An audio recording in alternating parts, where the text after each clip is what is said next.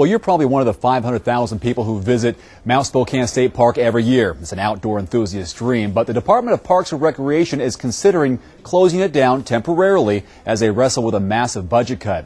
The department says it would have to temporarily close 20 or more parks in order to survive the cut. Mount Spokane is on the list of 33 state parks on the shopping block. Several other state parks in eastern Washington are also being considered. KXLY4 Sally Showman has more about how this will impact those who love the park. If Mount Spokane were temporarily closed, the gates would be locked, the trails would not be maintained, and there would no longer be overnight camping. This is very upsetting to people who have been coming here since they were children. I was really surprised. I'm like, what?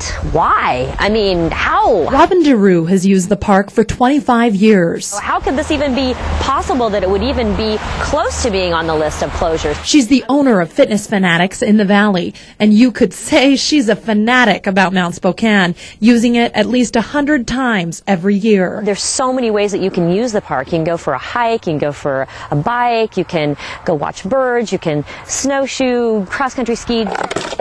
One of the best things about living in Spokane area. Andreen Carlson took advantage of the sun today. It's absolutely gorgeous. Couldn't have picked a better day. She too is disappointed at the prospect of losing one of her favorite outdoor playgrounds. Would just be a sad thing to see. Last year, Mount Spokane saw nearly 500,000 visitors, but at a cost. It cost the state about $580,000 to maintain the roads and trails and pay utilities and the salaries of the rangers and maintenance workers.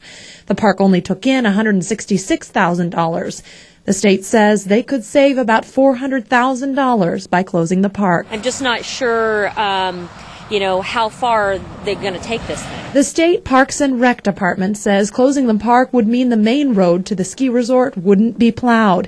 The cross-country trails wouldn't be groomed. There would be no trail maintenance, and all park lodges and bathrooms would close. People could still walk into the park during daylight hours.